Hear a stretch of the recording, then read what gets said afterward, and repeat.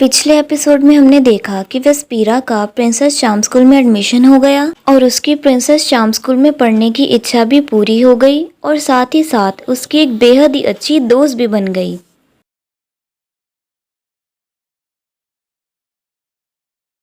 वैसे मैं पूछना भूल गई, तुम्हारा नाम क्या है? मेरा नाम विक्टोरिया है और मैं ब्लू मून किंगडम की राजकुमारी हूँ। आपसे मिलके खुशी हुई। मुझे आप बुलाने की जरूरत नहीं है, तुम मेरी दोस्त हो और मुझे एक दोस्त की तरह ही ट्रीट करो।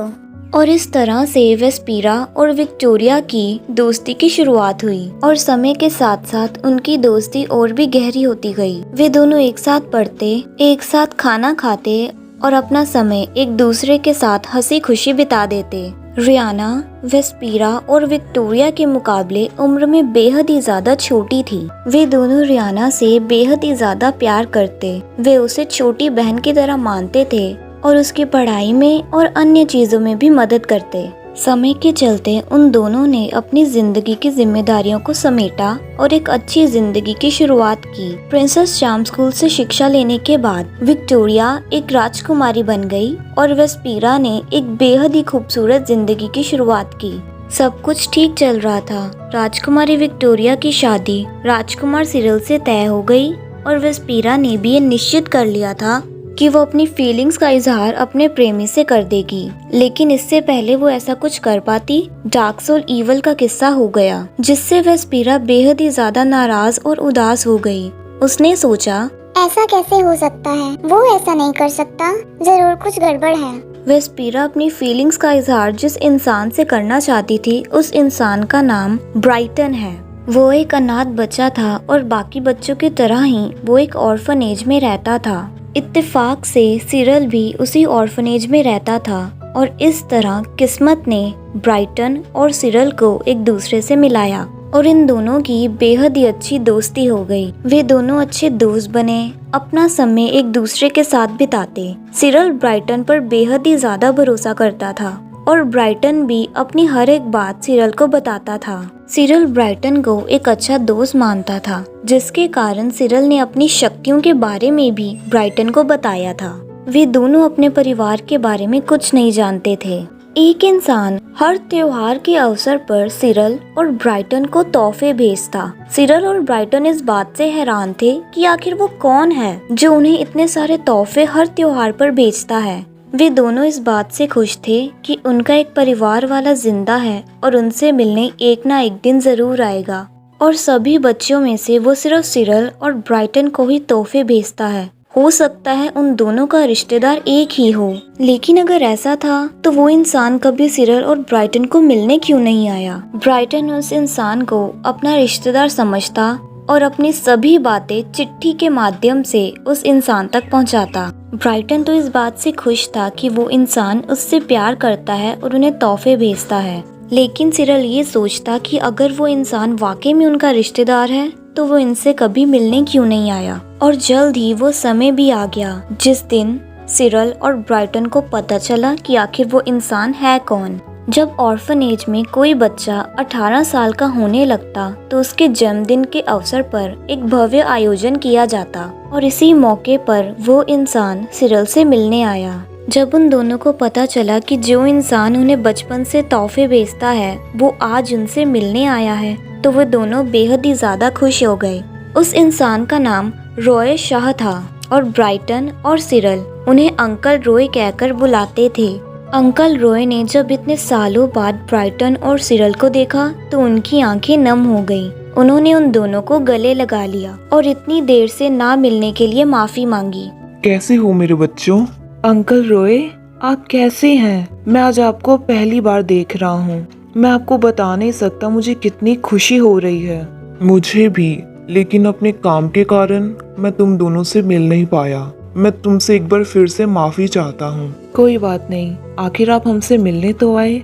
आप जानते हैं आज सिरिल 18 वर्ष का होने वाला है। मैं जानता हूँ, तुमने अपनी चिट्ठियों में इस बारे में बताया था।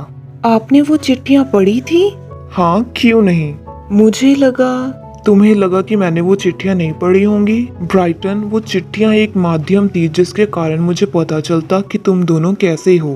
तो आखिर मैं वो क्यों नहीं पढ़ता? ब्राइटन उनकी बातों को सुनकर काफी खुश हो जाता है। तो आज सिरल 18 वर्ष का होने वाला है, तो उसका ये तोहफा मैं अपने हाथों से उसको दूंगा। अंकल रॉय, मैं अभी यहाँ से चलता हूँ, मुझे सिरल के जन्मदिन के लिए कई ज्यादा तैयारियां करनी है। ठीक है, तुम जाओ, तब तक मैं सिरल को उसका तोहफा दे देता हूँ। सिरल, 18 वर्ष का होने के लिए तुम्हें बहुत ज्यादा बधाई हो। मैं कब से इस दिन का इंतजार कर रहा था कि तुम 18 साल के हो जाओ और मैं तुम्हें ये तोहफे के रूप में सौंप दूं।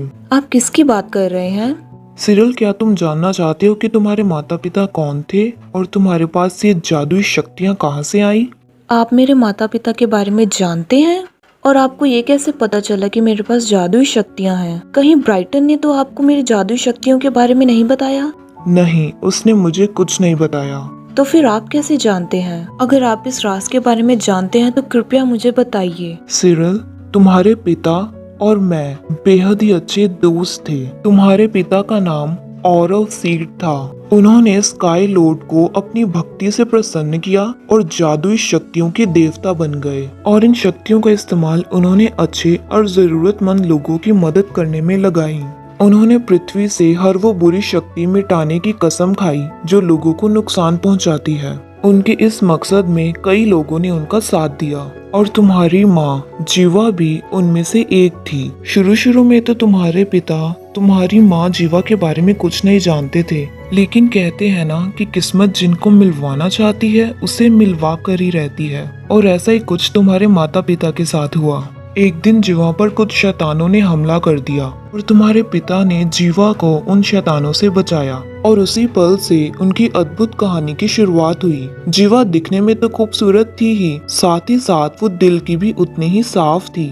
वो गरीब और जरूरतमंद लोगों की मदद करती। तुम्हारे पिता ने जीवा को शैतानों से मुकाबला करने के लिए तैयार किया, ताकि अगर भविष्य में वो किसी मुसीबत में पड़े और वे उस समय अगर जीवा के साथ ना हुए तो वो कम से कम अपनी रक्षा कर पाएगी, क्योंकि औरव नहीं चाहते थे कि जीवा कभी भी किसी मुसीबत में पड़े। और जिस दिन तुमने जन्म लिया उस दिन कई शैतानों ने औरव और बाकी लोगों पर हमला कर दिया। तुम्हारे पिता ने तुम्हारी जिम्मेदारी मुझ पर सौंपी कि मैं तुम्हें एक सुरक्षित जगह पर ले जाऊं, क्योंकि वे नहीं चाहते थे कि लोगों को कभी भी पता चले कि उनकी एक संतान है, क्योंकि अगर लोगों को ये बात मालूम पड़ गई तो तुम्हारी जान खतरे में पड़ सकती है। लेकिन उन शैतानों को ये बात पता चल गई और उन्होंने तुम पर और मुझ पर हमला कर दिया। तुम्हें उनसे बचाने के लिए मैंने तुम्हें इस ऑर्फनेज में छोड़ दिया, ताकि तुम यहाँ सुरक्षित रहो, और स्काई लॉर्ड की कृपा से तुम यहाँ पर सुरक्षित रहे। मेरे माता पिता का क्या हुआ? तुम्हारे पिता तो बेहद शक्तिशाली थे, लेकिन वो शैतान संख्या में इतने ज्यादा थे कि वो उनकी शक्तियों से बच ना पाए, और तुम्हारे माता पिता ने उनसे लड़ते लड़ते अपनी जान कुर्बान कर दी। आगे की स्टोरी जानने के लिए वीडियो को लाइक करें, चैनल को सब्सक्राइब करें और कमेंट सेक्शन में ज़रूर बताएं कि आपको एपिसोड कैसा लगा। तब तक के लिए बाय बाय।